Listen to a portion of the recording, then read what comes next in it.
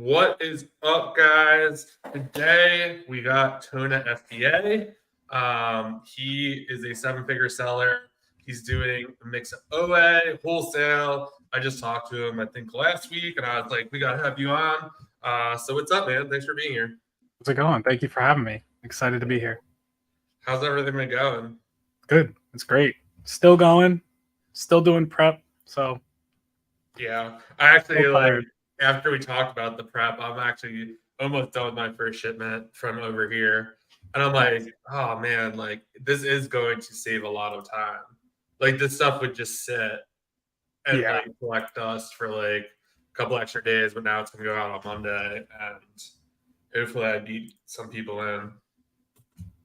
Yeah. How are Oh you doing no. with back to school? Good. Actually, a little too good. I kind of undercalculated how much to buy, and stuff sold out a lot quicker than normal, which obviously is just as good. But I probably should have just bought more than I expected. But everything's good. How about you guys?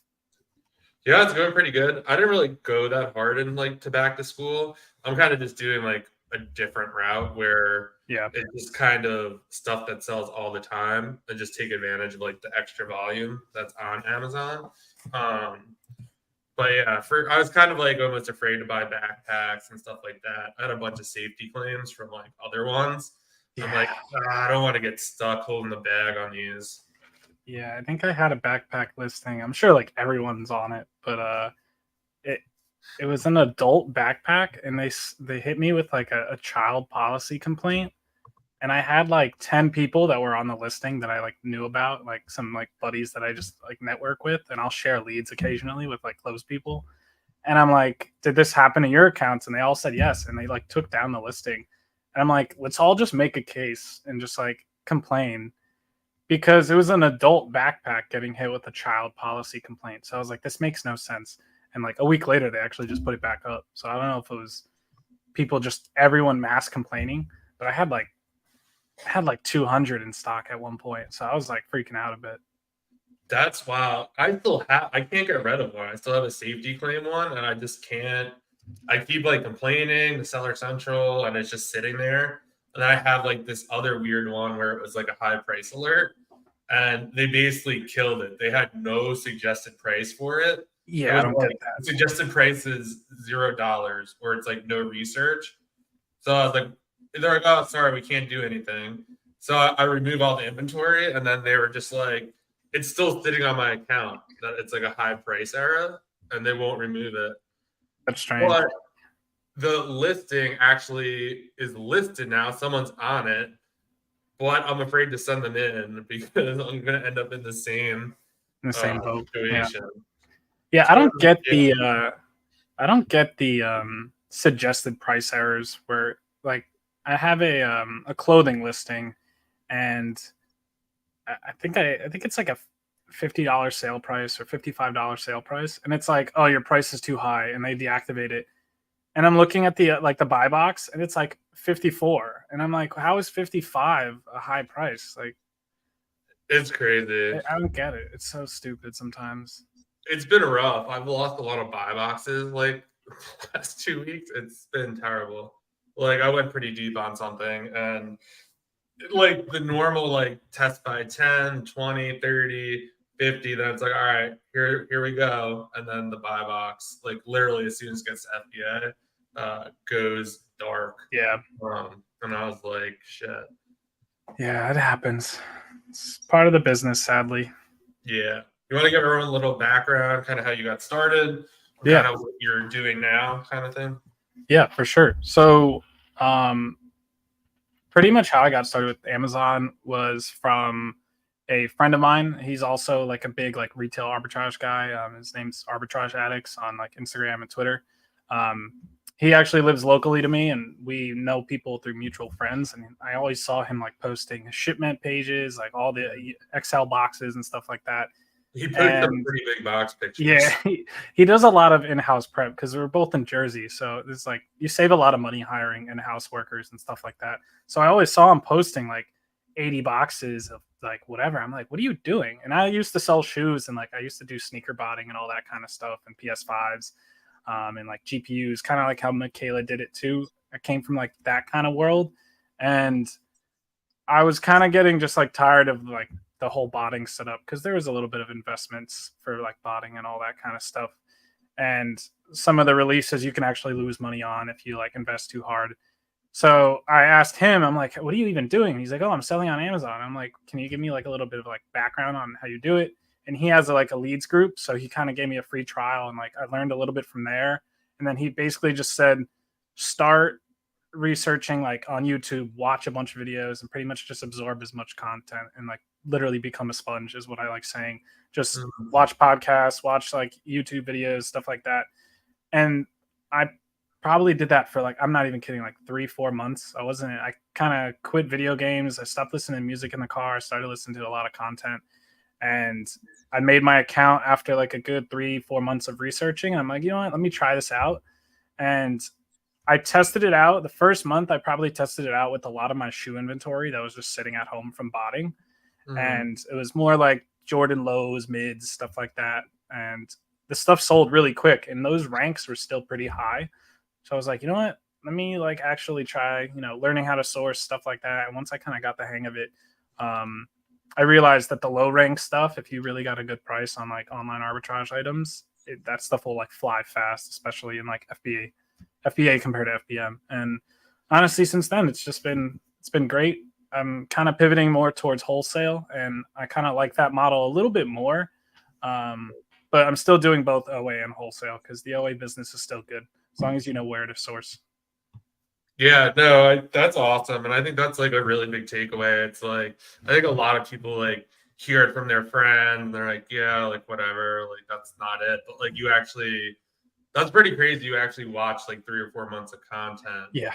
We're still interested enough to like do it. I feel like other people would be like, just log on to YouTube and like some person talk about drop shipping and then you get like distracted. Yeah. So that was like the thing. I did see sponsored tweets and like all these guru YouTube ads. And I'm like, this is sketch. And I asked my buddy George, I'm like, can you actually make money on Amazon? Like, it's a stupid question because I see him doing it. And he's like, if you learn from me and if you like listen to certain people, you can. Just don't like, I guess most of the ads were a lot of like, drop shipping or we're going to set up your whole business like type ads. He's like, avoid any of that stuff. Like do the work yourself, literally listen to content. And luckily for me, I didn't even mention this. I was in nursing school for like a year and a half and I liked it. It was great, but I just hated the whole 12-hour shifts. And I probably should have realized that prior, but I couldn't really take the hang of it. And during one of my, I want to say it was my winter break. So 2022, my winter break, I was starting Amazon June of 2022. So I did it during one of the semesters and I actually was scaling pretty quick while in nursing school because I want to say I had a night program. So I only had a Friday, Saturday, Sunday program. So Monday to Thursday, I was doing homework and then I was just sourcing and prepping and doing it all myself. And then once I realized like how fast Amazon sold stuff, I'm like, you know what? Let me try this over winter break and try like going like literally full throttle. And I did like, I want to say, I forgot how much, like 130K in revenue in December, which was like my 6th month. And that was like, that's amazing. Not even using a lot of capital. I was using a lot of credit and 0 APR cards and stuff like that, which is a good way to like leverage capital if you don't have it. And I realized like, this is great. So I actually ended up deferring my program. So I was like, I told all the people, all the teachers, I'm like, I'm going to defer. I'll come back in 6 months for the spring semester. And I think a month ago, I told them I'm not coming back. I'm like, I'm done. That's awesome. Which is great. But isn't that similar to what you did, Michaela? Yeah, I had to turn down my acceptance. For the better, though. For medical school. Yeah, oh yeah. I'm glad I did it. It all worked out. Yeah. I mean, that's like the thing. Like, you could always go back. Like, it's always going to be there. I mean, the credits are still like good. Like, they'll always be nurses and doctors, so it's like you guys would be fine if you want to ever go back. And to be honest, I think I'm just like a lot happier now with just having the like work to life balance. Like a 12-hour, like 3 days in a row was so brutal. And then on top of that, studying another 40, 50 hours a week was crazy. So, but props to all the nurses that do it. I don't know how to. Yeah. My mom's a nurse. Yeah, I have friends that are like NPs and PAs, and it's ridiculous. I don't One know is how they my do hero, Squeeza. it. Thank you. What do we got? That's funny. Uh, Oh, I should look at the how can we increase our sales? You could go first. spend more. I mean, it's pretty of an easy question to answer. I mean, I guess it's not an easy question to answer. Finding capital, if you don't know like where to look with capital, if you don't have like liquid like funding, I highly suggest looking into a 0% APR card. And if anybody watching just doesn't even know what that means, basically you get a card or business card. I use the MX Blue Business, and there's probably like 15, 20 other types of cards through Capital One and Chase and all these other companies. But it's zero interest. Usually they have an introductory offer for like 12 months. So basically, if your limit's 5K or if your limit's 10K, whatever, if you have good credit, you'll have a higher limit. Obviously, if you have a longer history of credit, you're going to get a higher limit too. There's a lot of factors. But let's say you get a 5K limit, 0 APR. You could spend the 5K tomorrow, let it sit for 11 months, and you don't have to pay it back until the day you really opened up that credit. So obviously, it's better to pay it off faster because you want to just continue to reinvest over and over and over. So basically what I did was I did the Amex Blue Business, and from like botting and just having good credit, I had a 20K limit out the gate. So I've had probably a better situation than most FBA sellers just because, I'm older, I'm 28. So most people are doing it are like 21. So they don't have a long history, of credit. So they might have a 5K limit or a 3K limit. But if you spend the 3K out the gate, Amex will bump up like the limit if they see you spending it, if they see you paying it off quick. So like my best advice is to get a like 0 APR card, and really thoroughly research and learn how to source and kind of spend that money, sell the products fast, focus on fast moving things, so you can continue to kind of increase that limit. And you can even call Amex or Chase and request an increase. They're usually very generous with that too. That's a great tip. I got the blue calf card and I knew nothing about like credit. Like I always had a good credit score, but like I like totally did not take advantage of like the 12 months. I was just like paying it off like a regular credit card and didn't know. And then I started on Twitter, someone said that like you could apply for another one and you would have like two, and they had like almost 3 or 4 of these. So I just actually applied for one. And I'm like for Q4, I'm just like, Yeah. like, how's everyone scaling so fast? And it's like, well, they're all utilizing these 0% cards. And I'm just like, oh, okay. Like, I'm using, like, I'm not really going above what I have in the bank and, like, paying off the cards, like, every month. And I'm like, oh, yeah, if I could just sit, like, just imagine, like, not having, like, just spending money and then, like, not having to worry about paying it back. I mean, obviously, you want to be very responsible with this. Like, know what you're doing. You're all 100%. whatever, so you got to do what's best for you. But I'm like looking into this strategy. I'm like, holy crap! Like this could be like huge. I think there's a Reddit thread on churning. I think it's R over churning credit, right? I think I forgot. Yep.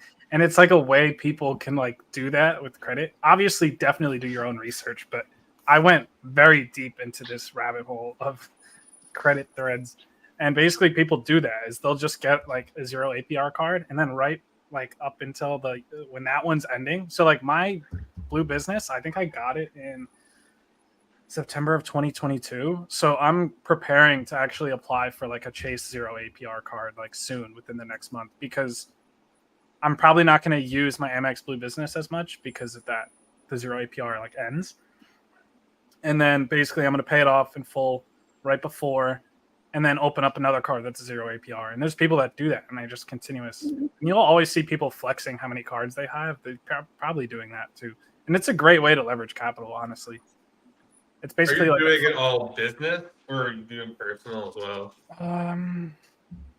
I mean, you could probably mix business and personal. I don't really recommend it. I have an Amex Gold for business expenses like, gas, stuff like that, dinners, food. My Amex Blue is complete expenses for the business, like besides food, gas, and stuff like that. So any software goes on it. I separate my stuff very I'm very picky about it. I like everything looking clean. So like my Amex Blue now is just all software, UPS pickups, like anything Amazon related, basically. And then my inventory is on a Chase Premier with the the 2.5% card. That's close. That card's awesome. Yeah, so I just use those three right now. I have some personal cards, just like in case if I need like to spend. But I try to keep those three as my main ones. Nice. See, Michaela's FBM. The customer delivery complaints that come along with FBM are annoying to deal with. Yeah, I mean, yeah, Part of the biz. Part of the business. Yeah, it's just part. I get used to it. Once you do it so much, it just doesn't bother you. It just kind of you prepare for the worst always. How to close more wholesale accounts with brands as a new seller? I don't do wholesale, so I have no idea. I know the answer, but you guys can answer it. Okay, so I'll kind of lead off with this. Brands are a little bit harder. I know there's other like gurus and sellers that are like, oh, like brands are the way to go. But to be honest, my experience, brands will require like bigger MOQs. So you will have to have a lot of funding for that. I've landed one brand direct deal, and if you have my storefront, you'll eventually see it. But it was a 100K order. So wow, you gotta have money to play with certain brands. You might be able to find like a smaller up and coming brand to work with. Like let's say it's just like someone who created this random brand and started pumping out advertisements and it became big on social media or something. And if you're like the first or second person to hit them up to be like an authorized seller for them, you might be able to like wiggle your way in and work out a smaller order. But it's kind of you got to be lucky with that.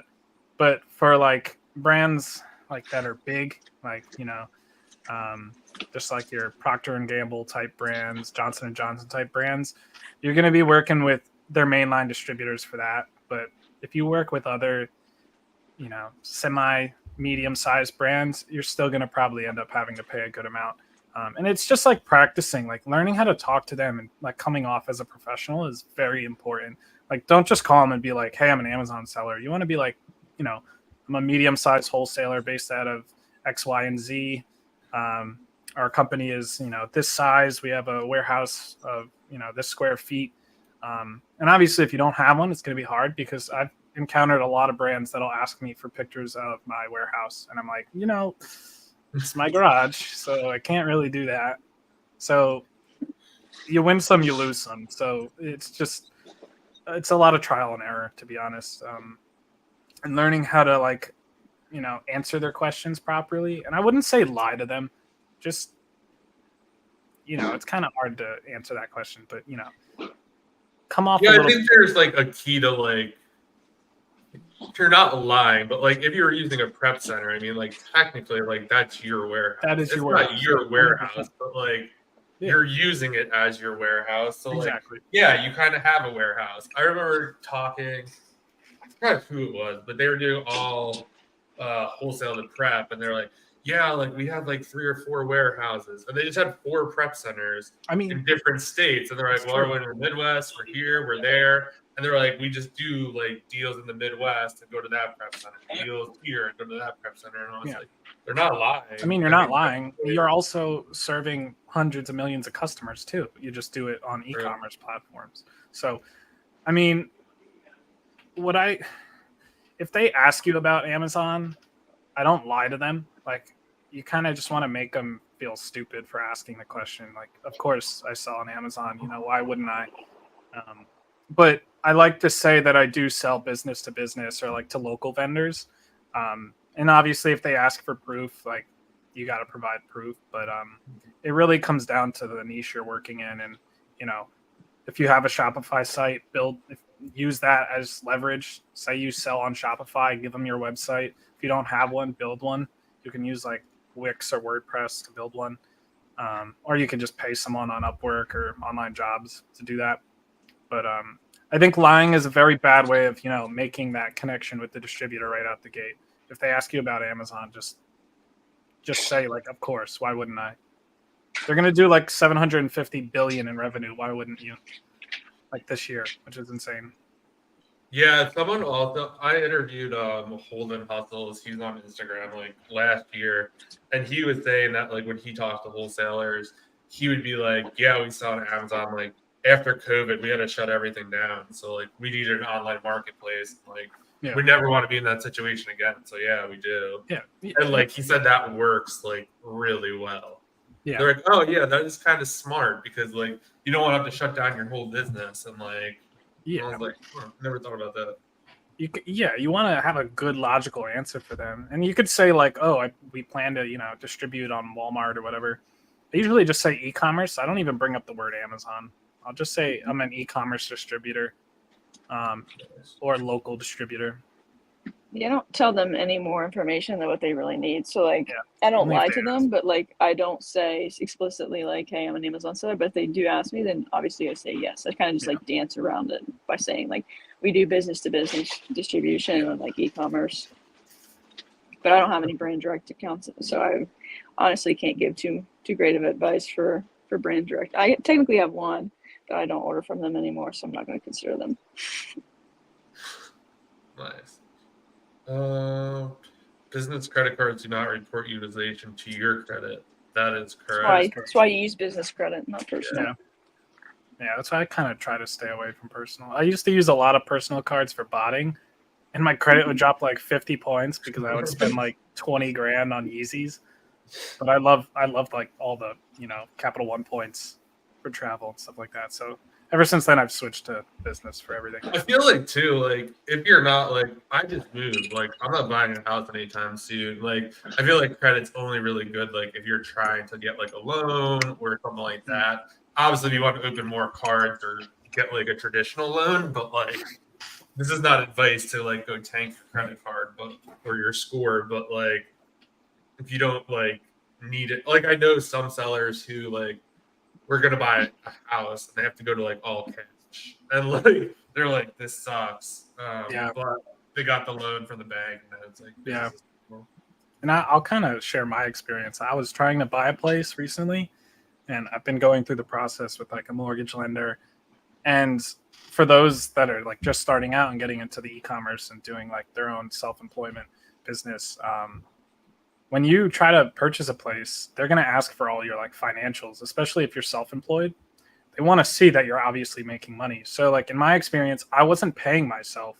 I wasn't on payroll. So I was just reinvesting the profits over and over and over. And then I went to a mortgage lender and she's like, "All right, let me see all the financials, all your like business documents." And like, to be honest, from the bank side, they don't know if I'm actually profiting. I could be spending and breaking even technically, especially with like all this inventory that I have. So for them, it's kind of hard to see it without a payroll.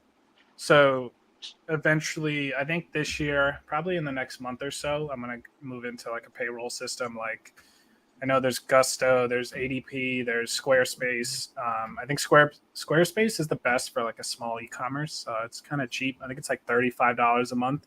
And pretty much it just handles the payroll. So like if I want to take money out of my business bank account and pay myself to my personal, Squarespace will handle all the like biweekly payments and stuff like that. And then at the end of the year, I'll actually have, something to submit saying like, this is how much I paid myself. So that's cool. Yeah, I've just been doing owner's draws, and then like my account would be like, "Yep, this is like how much she like pulled out or whatever," and use that. And then I just did like the escort thing, so now it's like legit. Yeah. Do you tell companies that you sell on Amazon? We already talked about that. Never. How do you guys keep track of replens? So for me personally, I have a Google Doc.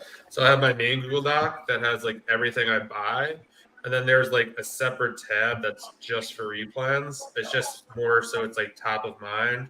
I'm constantly checking that. I'm like looking at my app and I'm just like, oh, I sold a bunch of this. Like, let me go see.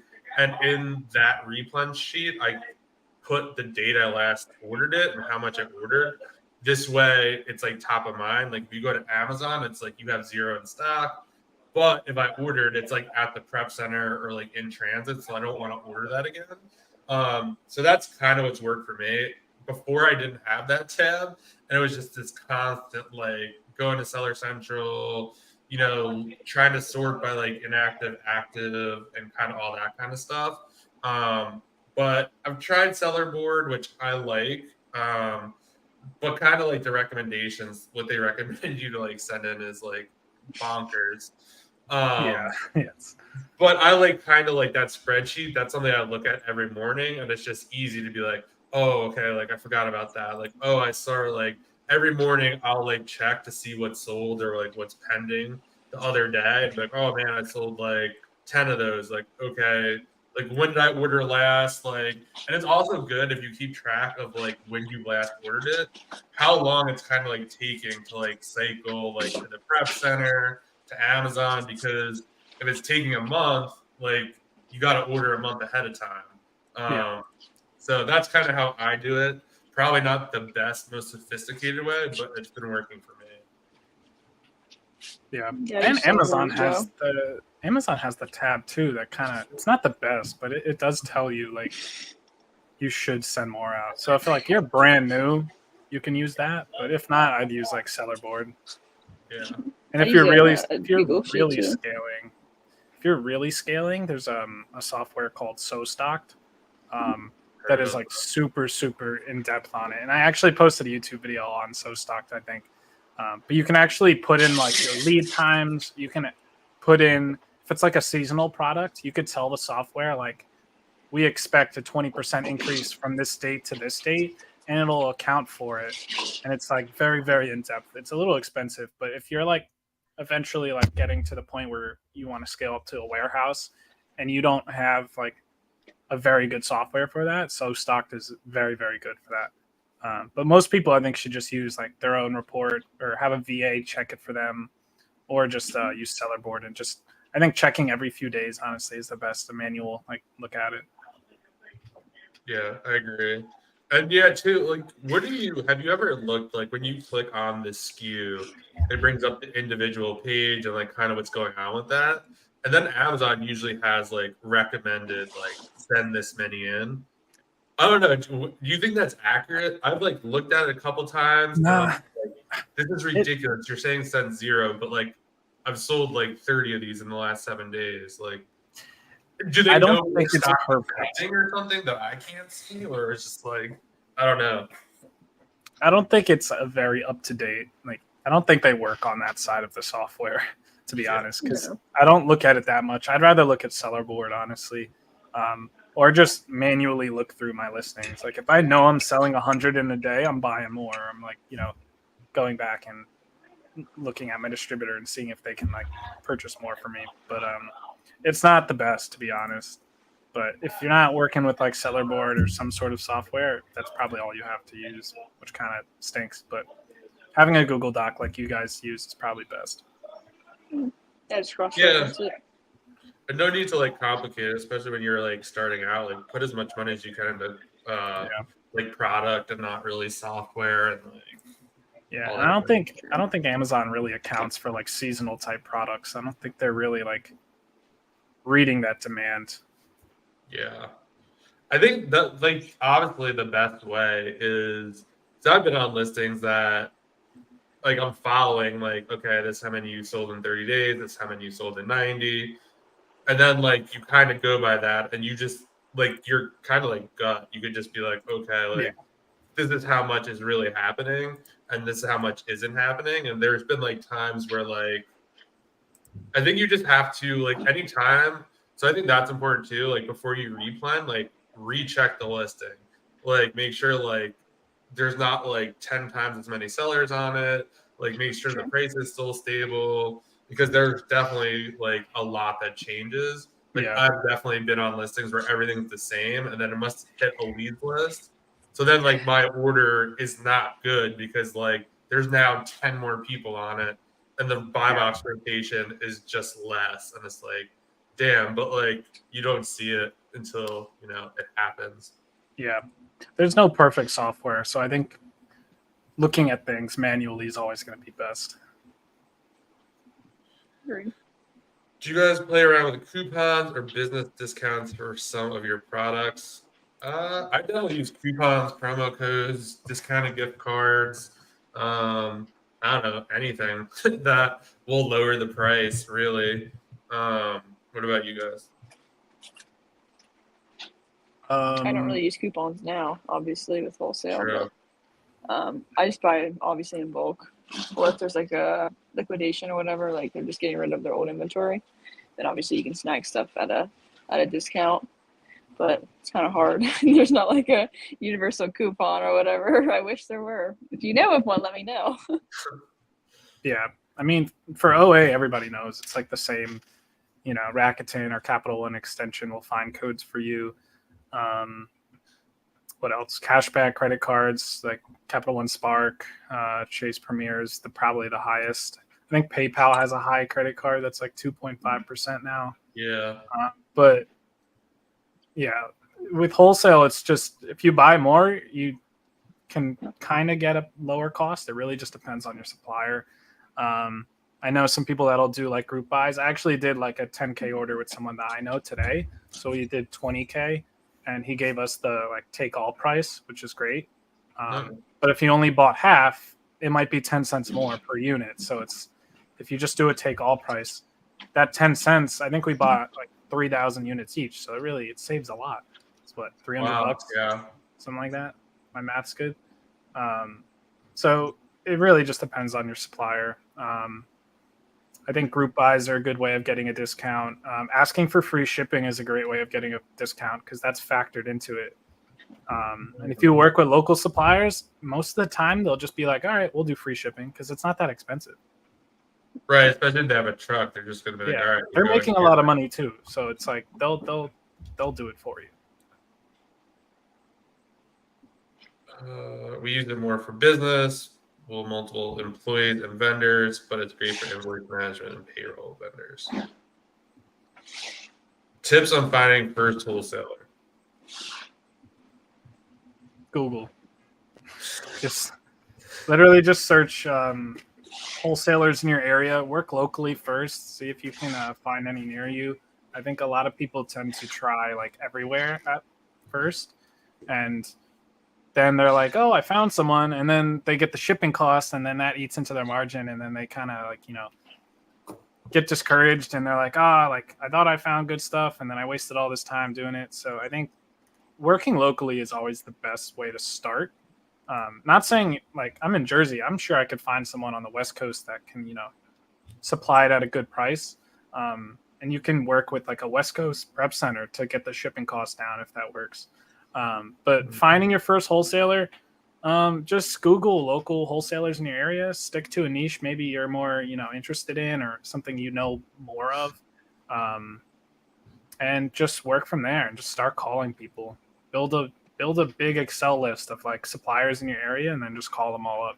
And eventually opening an account's not hard. Opening a profitable account is the hard part. So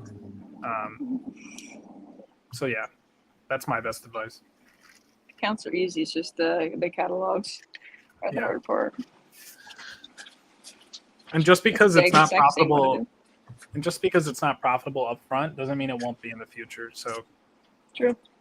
Sometimes prices go down, import and export costs change. So like you never know. Sure. One of my suppliers raised pricing on me, and I'm like, all right, well I'm done buying because it's like it cut out like a good margin. And who knows? They might hit me back up in 6 months and say, like, we can't move these products. Can you buy these? And we'll see. So, I hate that when it happens. Yeah. What are you typically looking for, like, margin-wise when you're doing wholesale? It really kind of just depends on the Keepa, I'd say. Obviously, everyone strives for, like, 30 plus, but with wholesale, it's obviously a lot less. And I don't think it's talked about much. I think everybody kind of just gatekeeps it. But it's okay to take a 15, 20% margin. It's okay to take a 12% margin. But when I'm looking at something that's a 10% or 12% margin, in terms of like, let's say ROI, 10%, it has to be a perfect, steady keeper. Like if the drop off is once in the past year and that drop off is like a break-even cost, I'm probably just going to avoid it. But it really kind of depends on the product because you never know if like they imported that product and then like 10 distributors in the States have it. And then it just gets flooded on e-commerce sites. And then it really just comes down to the Keepa. but I don't mind taking a 10% margin on a product. Anything lower than that, you get a little dicey. It really just depends on your return rates. So it's a lot of trial and error. Yeah, I would agree with that. How do you build moats around your products? For OA, you could definitely use, coupon codes that aren't available. I've done this a couple times and it works. Just Google, like, it won't work for Walmart, but whatever store you're, like, Walmart sale or Walmart discount code, Walmart coupons. And then usually there's, like, all these, like, weird sites that pop up. And you just, like, click. They all have, like, the thing hidden. And then you, like, almost scratch it. And then they give you a promo code. Sometimes those work. Obviously, shopping a sale. Always check if you can stack promo codes. They're definitely sites. I definitely slept on one site a lot. And now I know. It so happened I put in the promo code. And then, like, Capital One Shopping dropped in another one. I was like, ooh, they're letting both of these stick. And then I was like, oh my God, I can't believe this. Like, I've been doing this. I was like, oh man. That you can use discounted gift cards. Sometimes getting, like, text alerts and stuff. They only text people. I think going to the website is one of the most underrated, like, tactics out there. I mean, there was one today or on Monday. I just happened to go to the website. I was like, oh, this is on sale. I bought this before. I'm just gonna buy it. Like, that's great. Like, didn't really see it advertised anywhere. And then yesterday they sent out an email and be like, hey, like, this is on sale. So, like, yeah, I would have started the email, but now I'm like 4 days ahead of everyone else. Yeah. So that's always good. I don't know. What do you guys have? I'd say order like the rewards points that some sites give out. Like, I think like Ulta and those sites do that. And like every like 100 or so points, you might be able to knock 10 or $20 off. Yeah. I mean, that creates a margin. I like Capital One Shopping app or the extension the best because it auto applies the codes for you. Yeah, I agree. That's like my favorite. Yeah. You got anything, Michaela? Now you covered. Michaela's not building moats. She's building houses. I saw someone Don't tweet need a yesterday. castle. I also saw someone tweet yesterday that if you just try Welcome 10 or Welcome 15 on sites for a code, most of the time or some of the times it'll actually work. So yeah, I think that Duke does Amazon. And yeah, I think that's like, if you get a Shopify, that's another big tip. Put the stuff in the cart. Like, if it's close, if it's like really close to your margin, just drop it in the cart, go to the checkout page and see if, like, a code. There's so many times that stuff's like on the fence that, like, you hit like a 20-30% off coupon. Now you're like really profitable. And a lot of other people probably are just too lazy to put it in the cart. Yeah. I think there was a thread on Reddit about that one time I remember reading, and like people were dropping like those codes that they've used in the past, and like, yeah, I used the summer 2023 or like summer 2022 or whatever, or all of those different ones, like the variations, and people were like, oh my God, this worked, it worked. And like, it was hilarious because people were just dropping them. Random. There's this site I use that is like a Labor Day code that still works. It's I keep it kind of low key, but it's like they never took it down. I'm like, I'm gonna still use it. It's like 30% off too. I was like, all right. Wow, jeez, that's awesome. Have you guys taken out Amazon loans? I just got offered my first loan, and it's 6-month term loan up to $5,000 on estimated total cost of 4.12% of the loan amount, 14% APR. I have not taken out Amazon loans, so I'm not sure. I know Michaela has though. I've taken out quite a few. I have mixed feelings about it. If you're going to take out a loan, obviously 4% is really not that high compared to what like interest rates are outside of Amazon right now. So if you're going to take those, make sure you have a plan in place. Don't just take a loan to take a loan and be like, yeah, I took a loan. Make sure you actually have stuff to spend it on. Don't just take it out and let it sit, because obviously interest is accruing on that and you're paying for it. So like whenever I took loans, I made sure that I had like things I wanted to order, or I had like POs ready to go. Like I never just took out the loan and let it sit in my bank. Like as soon as that money hit my bank account, it was gone within like 2 days. Like I wasn't going to let it sit in there for like a week, a month, 2 months. 6 months whatever. isn't that much time, and you have to like. Yeah, it's really not that much time. So like you have to make your money off of that very quickly, because if you're sending an FBA, it could be another 2 to 3 months before you kind of see that money back again, after you factor in FC transfers, and if you're doing wholesale, if they have long lead times. Like there's just so much variables to all of this, and it's not just straightforward like, oh, I know I can buy this product and I can turn it this many times. Like it may not end up working out like that. So you need to make sure that as soon as that money hits your bank account, that you have a plan in place. Yeah. I usually like to ask myself, if I can spend that loan amount within 3 days, then it's generally like a good time to use it. But yeah, like Michaela said, remember, like with loans versus lines of credit, loans, you're paying the interest no matter what. Whereas like lines of credit, if you take out a 5K line of credit and you spend it and pay it back within, 14 days, it's different than paying it back than like, the 6-month term loan or whatever. But I also would like to ask myself, like, for example, yours is what, 5,000 estimated total cost, 4.12% monthly. Yeah. So if you're doing like OA hypothetically, and your, margins are way over 10, 15, month to month, then it's not a bad, idea of taking the loan. But it really just depends on, you would have to do the math and kind of crunch the numbers. Like if you're buying the product tomorrow, spending that 5K, you get it in your hands next week, you send it to your prep center or whatever, your prep center gets it within a week. They don't get it to Amazon within 2 weeks, and then it sells through within 2 weeks. That's the good 1 month of, using that loan appropriately and paying it back. But then you have the disbursement period, so you have to factor that in too. So if it takes 6 weeks, then essentially you're paying maybe, 6.18% if it's a 6-week period of paying it back, hypothetically. But it's a loan, so if you're using it for 2 months, it's different. But you kind of want to just crunch the numbers and make sure you're going to use that money effectively, and you're going to have it back in your pocket to pay off, the loan itself or your line of credit, whatever you're taking, and paying it back in time. Yeah, if the margins make sense. Yeah, I would talk.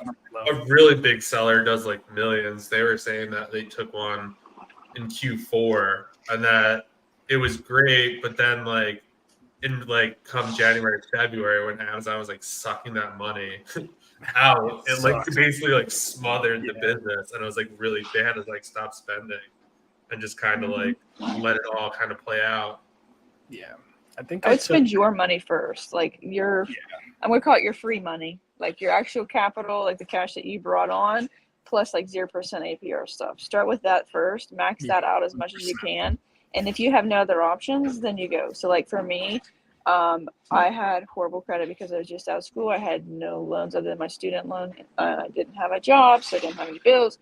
So I didn't have very good credit. So my only options were using my personal credit cards, which the highest I had at that time was like $2,500. So like I wasn't able to do much. So when I was offered my first loan and it was like 11,000, I believe, I obviously took it, and I took it again and again, because it wasn't until recently that I actually was able to finally get my first business card in my name. So you just kind of have to do what you got to do. So if you have to rely on that, you have to, but you have to make sure that you maximize every single penny of that so that you're not spending money just to lose money. Yeah, 100%. Amazon told me to send it 99, and now they're on the listing, and none of my items. That's about right. Yeah, that sounds. Why does that shock me? Why does that surprise me? Yeah, I would use the coupons you offer on your products that you're selling on Amazon, like offering 5% on your product instead of lowering your price. So the theory behind this. Okay. We talked about this theory, didn't we? About how people, it works in like private label, and I've heard this from multiple people. But the theory essentially is that people see that 5% coupon or whatever, you mark down your price, and they see that and they're like, oh, like, and I know I do this myself because I've done this before. Yeah. But I like saw a coupon and it's like, here's your 10% or 5% off, and then I get all the way to the cart, and you have to check it, remember, before it actually applies. and I didn't. So I didn't get the 10% off. And I was like, what the heck? Like, I completely forgot. And, you know, it was not even worth me canceling it and trying to order again. So the theory is like people just see that and they're like, oh man, and then they don't actually apply, or very little people actually apply the coupon, and it still draws in your, you know, in business. Because I did that actually for my private label product, and I noticed that for mine, I had nobody use my coupon. Zero. Really? Zero. Nobody used the coupon, That's and I wild. still got the sales. It was hilarious. That's wild. It's also good to use those on big sales days like Prime Day, Mhm, Black true. Friday, because there's so much more visibility on your products. Number one. Number two, if you have a product that's not moving as much, that's a great day to use it. And kind of just get through with, you know, sell through with certain items, take a, you know, a lower profit margin on products. And that's great that some people don't even click it. That's amazing. I never even thought of that. Yeah. Yeah, Those that's are people. what they talk about too, about like raising your prices at night. Is people will put stuff in their cart and then the price goes up, and then they like. I'm Yeah. probably like the worst Amazon buyer because I just put whatever I want in the cart and like check it out. Yeah, I don't And even like I definitely like forget to hit the code and stuff like that.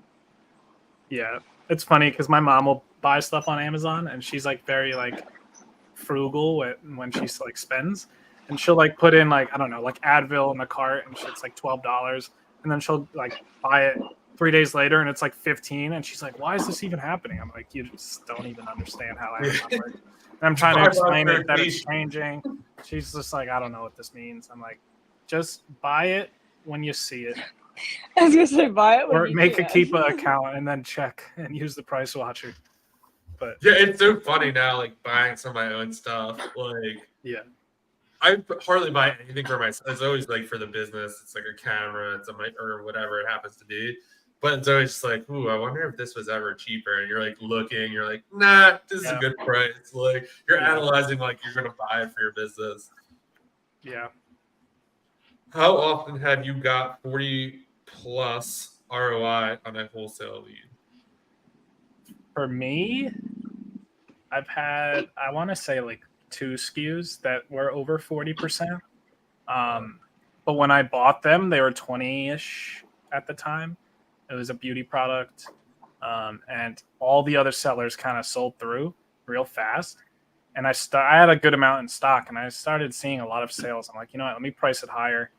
And then I priced it maybe 5 sellers higher, and then those people sold through, and then I was like one of 2 people left, and we were both getting like 60 ROI on it. It was crazy. Wow. Yeah, it happens, but It happens. it also depends It's on the just not- category too. I think if you do more like tools or automotives, you kind of like the higher, you know, ASP type stuff. You generally see higher ROI with that, but it's a bigger, you know, a bigger loss when things come back damaged. But I do a lot of beauty, so it's very, very low ASPs, low buy costs. So to find something for like 10 and sell it for like 20 or 30 or 40, it's kind of hard to find, but there are items out there for sure. I think just Yeah. in general too, it's just how you go when you source. You have those like crazy, like I found something the other day that's like going to be like 120% ROI. I don't know what their price are or what it was. I like sent it to like 2-3 people. I was like, is this like for real? For like, what am I missing? Like, how am I going to get killed on this? And they're like, no, you just found something like amazing. Jeez. And then there's like stuff that like I'll go like 10% on because like I'm making like 10 to 12 bucks on. I'm just like, a lot of people have passed that by. I just have like a whole mix of stuff, and everything Drop probably the falls at ASIN. like 20-30%. We want the ASIN, John. At least. It's out of Send it in the stock. chat. 3 of my favorite people live together. Just want to say Yes. hello. Thank you. Keep crushing it. Thanks. MJ gang. Wow, very kind. I love tools. I have 14 pending orders with Amazon that are the exact same item. All of them are at least a week old, and Amazon still doesn't ship them. For now, show canceled. Any idea what's going on? Black hat seller, maybe. Maybe. Did you undercut the listing? Are you the lowest price? For now. Potentially. I would lower your max order quantity if it's not already lowered. True. True. If you don't know how to do that, just go to FBA all inventory, click your SKU of that item, and then click edit listing. And then you can change the max order quantity. And that'll allow people from buying like 5 or 10 of the item at a time. So if you change it to like max order quantity of 2, people only can order 2 at a time. But if it's an item that's like people are generally buying 2 or 3, then obviously keep it. But if it's like shoes, all my shoe listings is 1. Because I've had one person, purchase 5 at a time, and it's probably someone that found my storefront and was like, you know what, screw this guy. These are 14 separate orders. Does it show the buyer info? Another thing that you could do, if you click the order number, it will say Amazon ship date. So it could be like an FC transfer or loss. Could be a back ordered product. So if the ship date is like, let's say August 15th, like you're not getting paid and they're not shipping out to them. And that's kind of why it's still pending. I had someone ordered 30 of something. I'm like, damn it. Like I should have. Yeah. And then it went through. And I was like, okay. But I'm like, I'm still going to like cap the limit just in case. People are kind of like, there's black hat sellers that'll do that the day before freaking like Black Friday or like Prime Day. Doesn't show buyer info until paid. They all say pending payment. Can you go look at the SKU and see if it's reserved or if it's researching or like? That's a good one too. That's another potential. Like if it's still inbound, it could be an FC transfer potentially. But if not, honestly, I would just create a case because that's probably all I would think of. Yeah, that's Amazon's a little confusing sometimes. So the best thing is just calling support or just creating. Yeah, I feel like it's probably not the same person because I feel like Amazon would flag that as like the customer ordering like 14 different times. Or maybe not. But yeah, that's always kind of like scary to think. I always think that around Q4, like people are just like putting the stuff in the cart to like screw around. Yeah, that happened to me last year. Someone ordered like 30 pairs of shorts, and then I was like, all right, they're getting returned. I already know. And then I was like, I'm changing all my max order quantities that day, and I changed everything. Is there a way to do it in bulk? No, I wish. Yeah, I was just thinking. Not that I So I don't. did bad. I don't know. Either. Amazon has, but the thing is, I wouldn't want to change it in bulk because like my grocery listings, I want you to buy 10. If it's you never know, a restaurant might need it and buy 10 at a time, offer a bulk discount, business discount. You could do it that way. Whereas like my shoe, if you could categorize it and then change it, that would be amazing. Yeah. And maybe like, I don't know, Carbon 6 or some other tool can, add an API version of like doing it for you. That would be crazy. But until now, it's just one by one. I think someone said there's like a way to do it with like a spreadsheet, but I'm like, there's no way I'm like downloading all and like the off chance that like it doesn't get uploaded incorrectly or Amazon scrambles it. I'm like, there's no way. I'm like going with that. Let's be real, not that many people have like hundreds of thousands of ASINs. Most of the sellers here probably maybe no more than 100 ASINs that are active. Just do it. Or hire a VA for one day and they could do it. Yeah. True. It's not that much. Yeah, it's not that hard either, too. This is what the order says. Let's see what they're going to put in. What do you mostly sell? Like category-wise? Beauty? Shoes? I'd say, let me actually pull up my inventory labs. Let's see. Breaking out the ASINs live on the happy hour. Don't screen share. Make sure I'm not screen sharing. I'd probably say it's like a 50-50 mix between clothing and shoes and beauty and personal care right now. But I kind of want to actually look. I haven't looked at the category profitability tab on Inventory Labs. It's pretty cool. Yeah, I love looking at that. That and like I look at the last. I want to say I did a lot of pivoting to wholesale within the last 3 months. So I'm going to check within the last 3 months. Let's see. Within the last 3 months, I'd probably do 60% beauty, and then the rest is shoes and apparel. roughly. Actually, no, I have a lot in shoes. I'd say 50% beauty, 40% shoes, and then 10% apparel, something like that. But apparel is big in Q4 too, because like the weather changes, so there's a lot of winter goods that come out, a lot of summer clearance events that come out too. So I think a lot of people should look out for that too. And even though I'm kind of pivoting more towards like wholesale, I'm gonna be still sourcing OA like a madman, like especially when the seasons change. When what is it? Labor Day's coming up, something like that. Yeah. There's holidays coming up. There'll be some big Labor Day sales. That's kind of I spent a ton of money last year, so I'm kind of looking forward to that. Yeah. All right. The order is currently pending and your inventory is on hold. Please do not ship the order until processing is complete. Is this FBM or FBA? I think this I would guess FBA. Amazon has been unable to obtain authorization from the buyer's credit card. You won't be able to confirm. So maybe there's payment issue. So I do know this. Okay, it's FBA. What could happen when Amazon's processing a card? I think that takes 14 days, and then they like kind of give up, and they'll cancel it. But people's credit cards will obviously expire, and they have to get a new one with a new expiry date. So it could is all, but the payment issue is all of the orders. Maybe they just, I don't know. That's so weird. That's 14 separate orders. I would say definitely check to see the Amazon ship date, and if it's like today, like maybe that's the issue. But I don't know. Maybe just reach out to Amazon. That's a hard one. Yeah, I mean, I hate giving that answer because like it obviously sucks to call seller support, but yeah, you can have them look into it.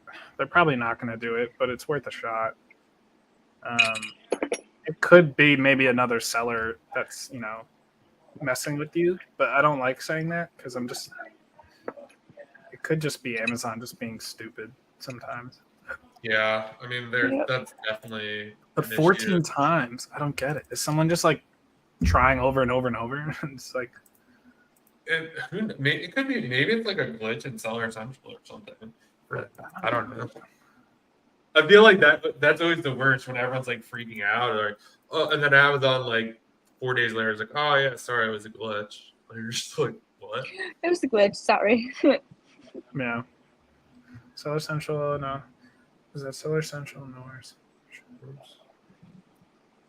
In stock and the shipment still.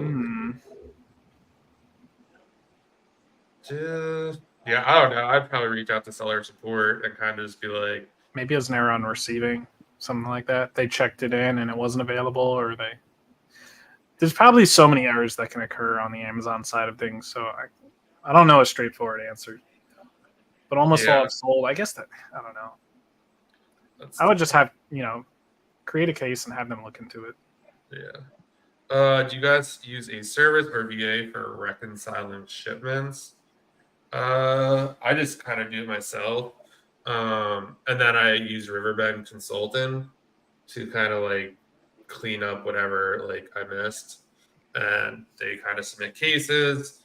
I feel like it used to be so bad like a year ago where like stuff would just go missing. Like it was terrible. I lost like one of the hottest Lego sets. They lost like 20 or 30 of them. And it was like, your Lego? Yeah, it was FBA. And then they blamed UPS, and then like I just had to eat it. It was so bad. I'm just hoping one day they're just going to show up in my account, but I highly doubt it. But it's definitely gotten a lot better. I forgot what the warehouse was, but it was like if your shoes go there, like they're going like, in a black hole. Indy 4. Yep. Yeah.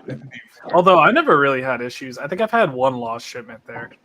Not complete, obviously, but I've heard Tab 9 is bad, which is like I think Jersey or PA, but I haven't really had issues. I haven't had any issues. I also tape the hell out of my boxes, and I'll put like white labels over the top, so if you like someone opens it, they know someone tampers with it. So I'll put like a blank 4x6 on the top. Oh, smart. Yeah, I don't do like the whole. I put tape over the handles.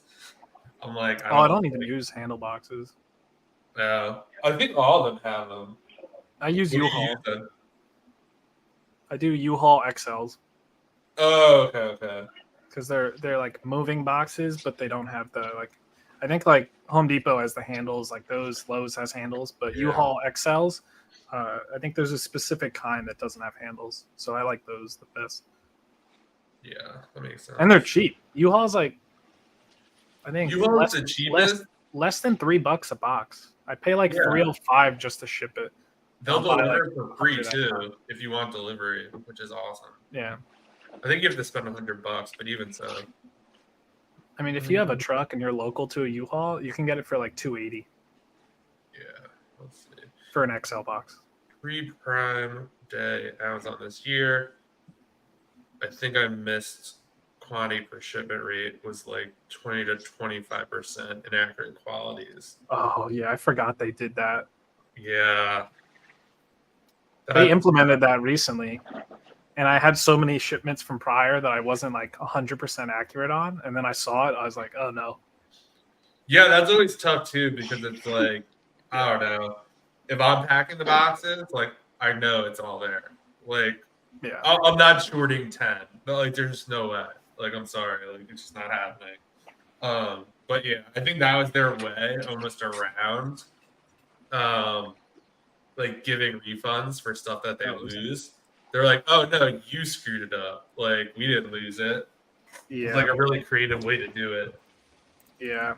It's probably just easier on the process of them like when they scan it in. If they see 10 and there's 8, then they can just like be like, all right, it's not us.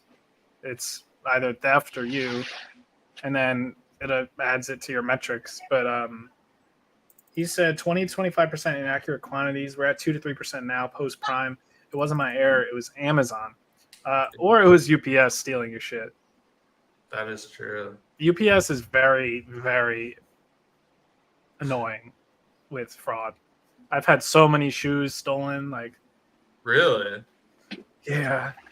When I used to like bot shoes and all that stuff, I had like off whites stolen in the mail, and they were like a $500 pair of shoes, and I'm just like, you just kind of just eat it. It sucks. Yeah, trying to get UPS to refund anything or even get like someone on the phone is like next to impossible. Yeah. Winning So- claims are very hard with UPS unless you have like a surefire. If you have the weight, if you have the drop off slips, if you have everything. But my UPS is just like taking my packages. They're not even weighing it. And I'm like, dude, can you weigh this? It's Yeah. like, I know it's valuable. I'm making them weigh it like every time, makes so I sense. have it on the slip. Because if it comes up as 0, like if it's an XL box and they scan it and it comes up as 0, there's no proof that there is stuff in it, so they can't actually get that. If you can't really win a claim if it says 0, which sucks. I don't bother with Yeah. carrier claims unless it's lost in transit. Yeah, Yeah, that's always it's like Yeah. so hard to prove too. I mean that it's like kind of crazy if you think about it, how much trust you're like putting into other people. Like we're spending 50, 60, $100,000 a yeah, month and like I agree. relying on UPS, FedEx, the post office to either get it to us or to a prep center and a prep center to like process it and then give it to UPS again and like hoping it gets like it's just kind of crazy to think all the touch points. Yeah. You said you use who was it? Riverbend? Yeah, Riverbend. Yeah. They're pretty good. I like them. They only get paid if they like win the claim. Yeah. It's just easier for me to have them like be like, hey, like this got lost. Can you give us an invoice and then kind of like go fight it? Yeah. And then they find like a bunch of stuff where like Amazon damages in the warehouse or like a customer said that they were going to return it, but they didn't. So they file claims for that stuff, which doesn't require an invoice. So that's always good. Yeah, I've had definitely some big shipments lost, which sucks. I wish pallets were viable. They just take too long to check in. SPD for us is 5 to 7 days at a bad center pallets is 2 weeks for a good one. Yeah. So there's goods and bads to pallets. If you're using Amazon Freight and you're doing a pallet, it's going to take a long time because if you don't know how Amazon works, is the truck fits 26 pallets, I believe, and if it's non-stacked, obviously it's 26, and they don't actually bring it to the warehouses until they fill up the truck to 26. So if you pay the extra cost to use like an outside carrier, like another local business, they could do like what's called a live unload. So like if their truck, I don't know, has only like 10, they'll still like deliver it no matter what. So sometimes it's worth that extra $50 for that pallet shipment if it means your products check in within a day or two compared to 2 or 3 weeks, because then your cash flow, your items are selling faster. And is that 2-3 weeks of sales being faster worth the $50 extra on using a different carrier? Sometimes. Usually most of the time. I'd rather have the money back in my pocket. Like it's like saying, oh, would you rather take a 20% margin and selling your products in 4 weeks, or taking a 18% margin and selling it in like 2 weeks? Yeah. I would take the 18. Well, and that's just hypothetical, obviously, but sometimes it's worth using a different shipping service. Just make sure they do actual like live loads. Yeah, I think things change so quickly too, just based on like listings and keepers. Like, quicker you get your money out, like do it. Yeah, it's all about churning money in, money out. Even rates on multiple pallet shipments with heavy weights, SPD is basically the same price. Yeah, so I do the same thing. Honestly, what I do is I build a shipment. For whenever I do a pallet, I'll kind of build 2 of them, and I'll see what the SPD rate is and what the pallet rate is. And if it's the same, and I'm only shipping 1 pallet, I'll just do SPD and just have them pick it up for $4. Yeah, makes sense. It's usually 10 times easier doing that, because like building a pallet's kind of annoying sometimes. Like it's cool and all, flexing a picture of a pallet, but it's good for the gram, Twitter. Yeah, I don't really care that much. And plus, I don't have a warehouse like some other people. I like doing, stuff out of the garage, not paying an extra $1,500 for, warehouse space. And my suppliers actually offer prep services, so that's really great. Oh, that's awesome. Yeah. I use Gatita for claims. Have any of you guys used their service before? I have. I thought it was all right. Riverbend is just easier for me because they just email me. Like, to have to log into the dashboard, like it was just too much for me. I think a lot of people use them. They're happy. For me, I think like anything else, like it's like your business and like it all works. It's just what works best for you. Yeah. Who could find it the fastest? Who's got the easiest, setup? I hated Jatita, or however you pronounce it. I always thought it was Gatita, but I don't even know what it is. I have no idea. I didn't like them at first because they didn't really have a dashboard. It was just like, here's an email, and it's like a CSV file of like what's like lost. And I'm like, this is way too confusing. I'm just gonna find another company. And then I affiliated with Carbon 6, who owns Seller Investigators, and they have a similar thing, like I'm sure Riverbend has, where it's like a whole dashboard. It shows the shipment ID. It's hyperlinked to the Amazon shipment page, and you could see what's missing and stuff like that. Seller Locker. I've never even heard of Seller Locker, to be honest. What's the rates? Do you know what the rates are for Riverbend? The rates are 20%, I think. Yeah. Okay. I think Atita is 25. 25, and I think Carbon 6 is 20 to 25, but it's actually based on your seller metrics. So if you actually sell more, they'll lower it down, and you can up to. I have a rep with them, so if anybody has questions on that, they can hit up me. But 20% is really good, and I think that might be the starting rate for Carbon 6's or Seller Investigators. I can't remember off the top of my head.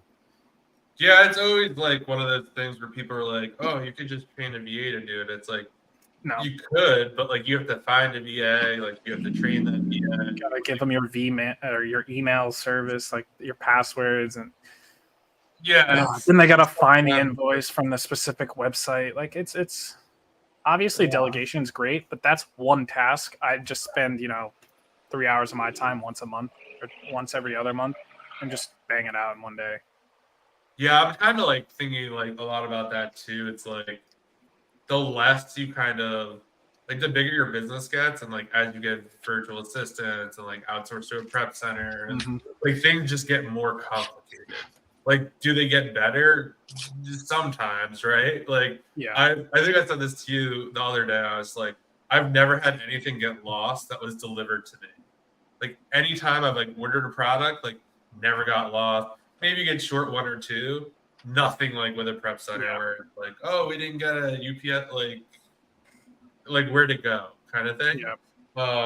So like you kind of trade like not prepping for more admin work of like, hey, did you get this? Where is this? Kind of stuff. Yeah. I usually just ask myself, like, is it easier for me to just do this now in 3-4 hours of time, or is it better to delegate it? Like, do I find that 3 to 4 hours more valuable to myself, or is it, am I going to find, 3-4 hours of sourcing or, looking for distributors more valuable? But it really comes down to everybody's business and what they do. If you have the time of the day, it's probably better to just do it yourself. But yeah, let's see. We'll wrap up with these. Effort to reconcile yourself. I don't think it's worth it. It's the same type of deal as a CPA. You could do it yourself. Yeah. Not worth it. I believe that. Yeah, the CPA thing. Yeah. I will say though too, I would say it really depends on your size. Like if you're Amazon like makes a lot of sense to reconcile. You're doing $75 million a year. Amazon has and outsource that millions of your dollars. If you're just kind of like they have like, it's always good to try to recoup everything, but then there comes a point where like, is it worth an hour to like write it into Seller Central for like an $8 product that they lost? Like, I don't know. You have to do the math on that. Why does the listing say it sells 40 a month on SellerAmp, but then the guy who has the buy box only has one in stock for a week? He might have max quantities on one. True. Or two, the Keepa data is just not reading it. Listing take gets X amount of sales, and then no one is getting sales. You never really know who is or who is not getting sales. All this stuff is just kind of like an estimate. Like, just like keep a drop don't equal sales. It's like kind of does, but like really doesn't.